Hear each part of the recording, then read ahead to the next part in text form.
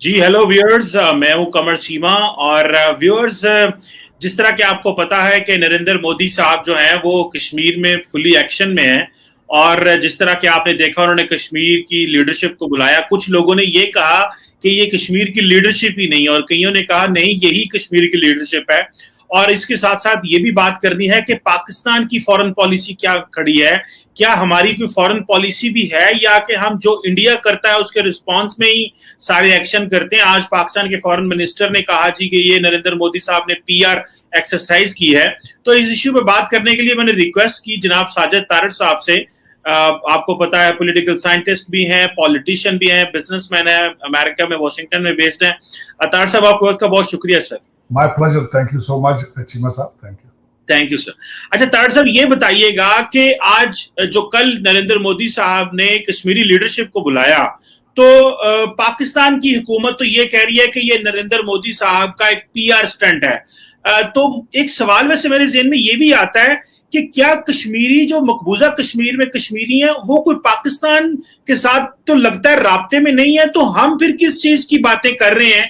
या कि पाकिस्तान ने सिर्फ रिस्पॉन्ड ही करना था क्योंकि कश्मीर में डेवलपमेंट हुई है तो बात करनी जरूरी थी?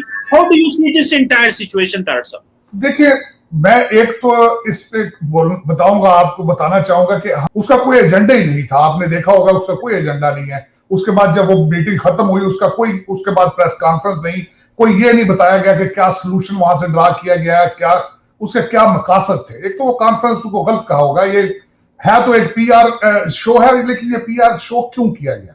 हमारे पाकिस्तान मीडिया ने भी, हमारी फॉरेन पॉलिसी ने भी उसमें अपना सही रोल अदा नहीं किया।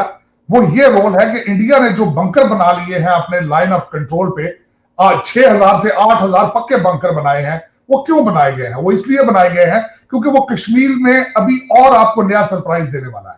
वो कश्मीर का नाम खत्म करने वाला है।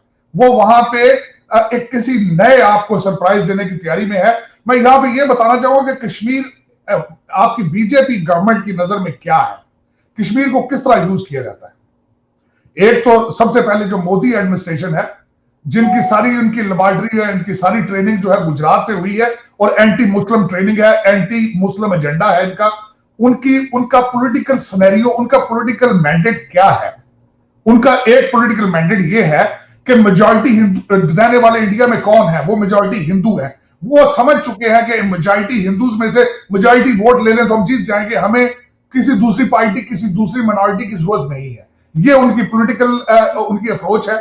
उसके बाद ये करते हैं, वो कश्मीर और मुसलमानों पे जुल्म करके वो बंगाल में, बिहार में, मध्य प्रदेश में और दूसरी जगहों पे, बंगाल में वो वोट लेते हैं हिंदुओं के। ये उनकी टैक्टिक है। अब वो कश्मीर को क्या करना चाहते हैं? वो कश्मीर का लफ्ज खत्म करना चाहते हैं। आपको सरप्राइज देंगे वो बड़ी जल्दी। मोदी साहब ने ये क्यों लोगों को बुलाया? फर्स्ट ऑफ ऑल, ये लोग जो बुलाए गए हैं, ये सारे कश्मीरियों को रिप्रेजेंट नहीं करते।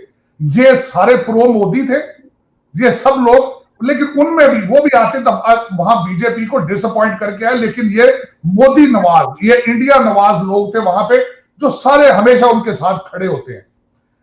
उनमें अब मैं बताना चाहूंगा कि उनमें से हुर्रियत कॉन्फ्रेंस वालों को नहीं बुलाया गया वहां पे दूसरे कई वहां पे पंडित ऑर्गेनाइजेशन थे हिंदू, उनको भी नहीं बुलाया गया। अब मैं ये बताने की कोशिश करूंगा 5 क्या पॉइंट थे कि आज मोदी एडमिनिस्ट्रेशन को जरूरत पड़ी है कश्मीर को बुलाने की। हालांकि मोदी जमहूरी तरीका को पसंद नहीं करते। He is almost a dictator. जब तक वहां पे ईवीएम चल रहे हैं, मोदी साहब कहीं नहीं जाएंगे। अब मैं ये बताना चाहूंगा कि 5 रीजंस क्या थी जिस वजह से इनको बुलाया गया। एक तो इनकी आर्मी ने खुद इनको बताया कि हम 2 फ्रंट्स पे जंग नहीं लड़ सकते, हम 2 फ्रंट्स पे प्रेशर नहीं बर्दाश्त कर सकते। वो 2 फ्रंट्स कौन से हैं? पाकिस्तान है और चाइना है। एक तो इसकी वजह यह थी। दूसरी एक बड़ी वजह यह है कि बंगाल में भी इलेक्शन हारे हैं। इन्होंने फिर हिंदुओं को खुश करना है, हिंदू वोटर्स को।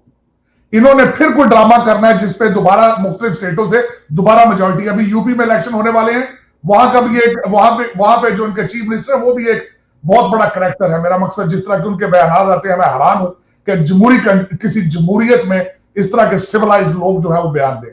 तीसरा, इसकी सबसे बड़ा फैक्टर जो है अफगानिस्तान से अमेरिका का इनखला है।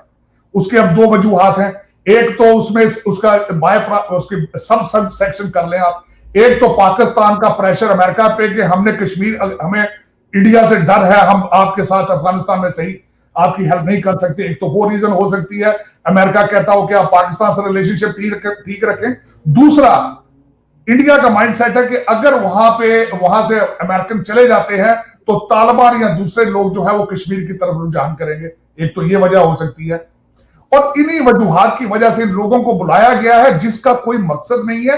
और इस वक्त इंडिया में, मैं no offence to my Hindu friends, no offence to my Indian friends, Modi साहब जो कुछ कर रहे हैं वो इंडिया के खिलाफ कर रहे हैं। उसकी वजह यह है, इंडिया में एक कौम नहीं बसती, वहां पे एक जबान नहीं बोली जाती। पाकिस्तान को सेकुलरिज्म की जरूरत नहीं है, इंडिया की मजबूरी है सेकुलरिज्म, लेकिन सेकुलरिज्म की वहां पे धज्जियां उड़ाई जा रही हैं। अब मैं ये बताना चाहूंगा कि आखिरी दौर में 2002 से 2014 तक क्या हुआ। कांग्रेस की गवर्नमेंट थी, 10 साल रही वहां पे। उससे पहले अटल वाजपेयी थे, उनकी एक पॉलिसी थी, उसको कहते थे हीलिंग पॉलिसी। उसमें इंट्रोड्यूस वाजपेयी साहब ने कराया।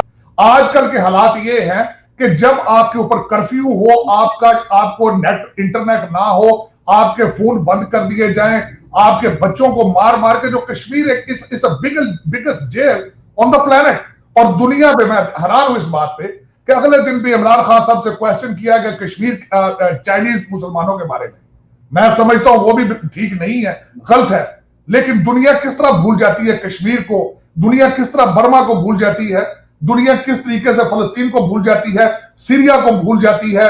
मेरी समझ से बाहर है कि अमेरिका जो सिविल आपके ह्यूमन राइट्स पे सबसे बड़ा अलमबरदार वो है, उसने आज तक इसको कश्मीर को फ्रंट लाइन पर नहीं लेके आया, जिसके ऊपर यूनाइटेड नेशंस की हजारों रेजोल्यूशंस। और उसके बाद देखिए, अब मुझे अफसोस इस बात का होता है कि India has almost become a non liveable place. और सबसे बड़ा उनका जो सपोर्टर इस वक्त, अफसोस के साथ कहूंगा कि नॉन तालीम याफ्ता अनएजुकेटेड हिंदू माइंड, और उनको अब्यूज किया जा रहा है, उनको कॉन्सेप्ट क्या दिए जा रहे हैं, 15वीं सदी के बदले 21वीं सदी में लिए जाने की तैयारी उनको कराई जाती है। उनको बताया जाता है कि अखंड भारत क्या है। अब मैं बताना चाहूंगा कुछ अपने भाइयों को, अखंड भारत जिसमें पाकिस्तान भी हिस्सा है, बांग्लादेश भी हिस्सा है, चाइना भी उसका हिस्सा है, अफगानिस्तान उसका हिस्सा है। तो खुदा का नाम लो, 21st सेंचुरी में अखंड भारत क्या, क्यों लोगों को बेवकूफ बनाते हो। अफसोस की बात, अफसोस कि मोदी साहब ने जमहूरियत को जिस तरीके से सत्यानाश किया है, जंग को इस्तेमाल किया जमहूरियत में इलेक्शन जीतने के लिए, और सिर्फ 2 लोगों के पैसे के ऊपर, अडानी और अंबानी के ऊपर, वो समझते हैं कि this is the economy of India. Is so sad and it is a neighbouring to Pakistan.